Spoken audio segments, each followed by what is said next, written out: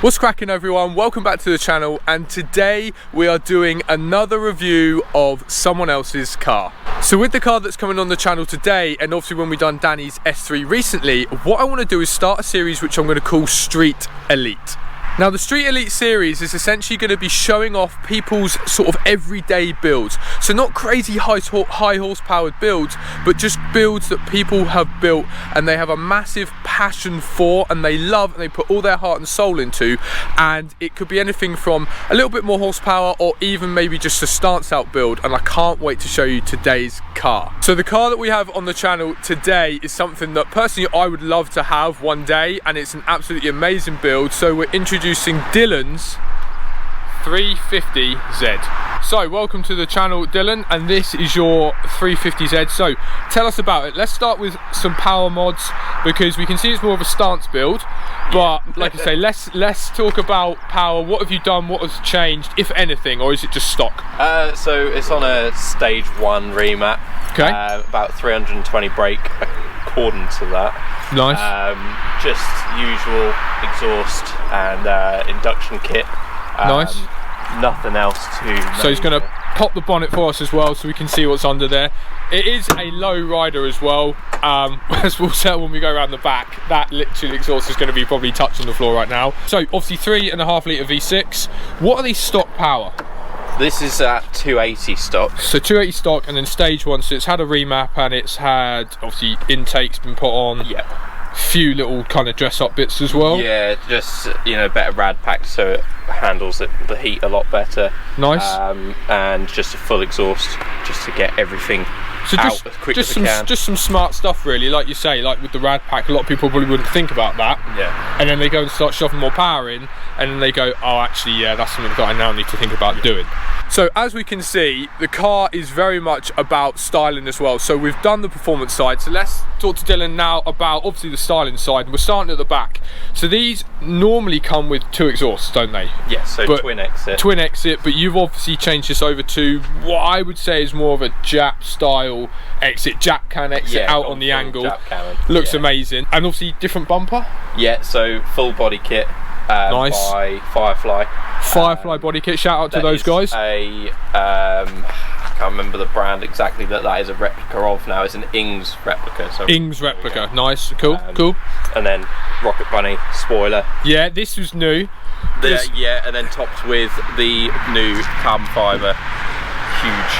Because this wasn't on here, and we were going to get the car on the channel, and then I saw you drop this on Instagram, and I was like, we need to get this on. So yes. Like we said, we've got this little spoiler here, and then this bad boy. So it's an actual Rocket Bunny one. No, so this little one is the Rocket Bunny, and then this is just a carbon fibre. Just a carbon fibre one. Huge wing that I picked up on Marketplace. Wow, really? And adapted it to Marketplace. You can pick up some good stuff. Pick up some good stuff on there, yeah. Work wheels? Yeah, so work T5Rs. Nice. And that's is that quite a big offset? I offset don't know the offsets exactly, but yeah, I've gone I believe a square setup all the way round. Nice. I believe they're about 9.5J. Nice, yeah. Spacers? And then yeah, they've got 20mm all round. 20mm spacers all around. Really, really nice. So next thing is, that is a wrap, isn't it? Yes. So the green was separate, wasn't it? Yeah, so initially I wrapped the car in green. So you wrapped it yourself? Yeah. Nice. I then decided that it wasn't enough. Okay. I needed something else. Yeah. So I worked with Race Car Graphics, local guys down there. Race Car Graphics, shout out to those guys for I'm going to call it, I don't know, vinyl, wrap, and the extra on top wrap, I don't know, whatever we're calling it. They supplied those for me, and then fitted those myself as well. Nice. Then of course we went with some extra bits that then involved me removing some of the graphics. Right. So luckily enough, they sorted me some reprints, and now just had to refit, and you're in final form. So obviously the only other thing that I can think of as well visually on the outside is you're on bags. Yes. Yeah. So obviously easy to just go up and down air ride. So is it full air ride or is it like air cuts? Yeah, it's full airlift performance. Nice. Including the 3P management. It's the most expensive part of the car. I can imagine. So a few other points that we've missed out. So Nismo style taillights as well, and obviously if you want to go follow Dylan, I'm not, you know, we're not finishing here, but we're just covering that there. Go follow him, DYL_350Z. You've been around the Nürburgring as well? We have, yes. When did you go round? We went last April. Right. And we're planning on going again this April. Nice. That's going to hopefully this will make a bit of a difference as well. Yeah. Now we've got a little bit more confidence as well. We're going to be pushing it a little bit harder. Maybe a few little extra bits before then to get a little bit extra out of it. So one question: getting over there, do you go ferry or Eurostar? We went ferry last time. Right. But I will not be going by ferry this time. Right. Because of the height? It's just not a good experience. Right. Because don't have a breakfast before you go. I've also seen people say that the problem with cars like we have now, especially when they're wider, is getting on and off the Eurostar can be an issue with scraping alloys. Yeah, I've seen that. Yeah. So. But I mean, luckily, when we went last year, I was on coilovers, so they luckily put me in the bottom part of the boat. Okay. But this year we're obviously going with bags, different wheels, as we had a little accident over in Germany. Oh, okay. Yeah, that was an incident. Oh, okay. That sounds fun as well. Yeah. So this car, guys, if you actually look now, didn't look like this before. This is what it actually used to look like. And as you can see, Dylan has done a massive job with this. Loads of work. Obviously, he's changed the lights as well. You've got the green lights, so it goes with the green of the car.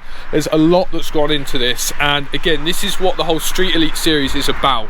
It's to show off, essentially, people's passion for cars. And what I've said as well, and we were just talking about this, me and Dylan, is if you want crazy power, you could just go buy a B58 car, do a decat downpipe, whatever, remap, and you're going to get 500 horsepower.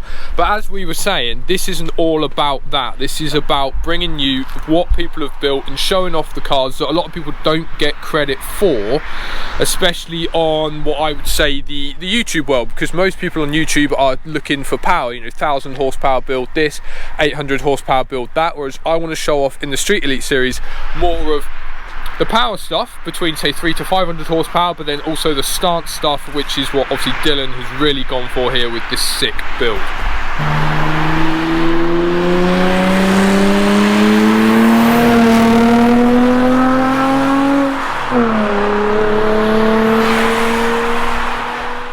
That thing sounds absolutely amazing, and I just want to say a massive thank you to Dylan for bringing the car on the channel. It was amazing to actually have a look at and talk about his build and show it off. If you have a car as well that you want to bring on the Street Elite series, go ahead and drop me a message in the comment box, or you can drop me a message on Instagram at evo_a_dom. That is all we have time for today. So like I say, hopefully you enjoyed this video showing off Dylan's car and Dylan's build. And until next time, guys, we'll see you in the next one. Peace out.